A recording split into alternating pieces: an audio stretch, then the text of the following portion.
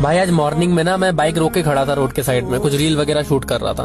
तभी कुछ लड़के आते हैं और मेरी बाइक देख के ना वो रुक जाते हैं। उनमें से एक लड़का सामने आता है और बोलता है कि भैया मुझे ना ये बाइक बहुत पसंद है, इस बाइक को लेने का ना मेरा सपना है हमेशा से, और आप ना मेरा सपना जी रहे हो। भाई उस बंदे की आंखें ना उसकी पूरी कहानी बोल रही थी यार। तो मुझे उस टाइम एक बात समझ में आई कि आपके पास जो भी है ना वो किसी के बरसों का सपना है। तो हमेशा थैंकफुल रहिए कि आपके पास वो चीजें हैं जिसका कोई सपना देखता है। इतने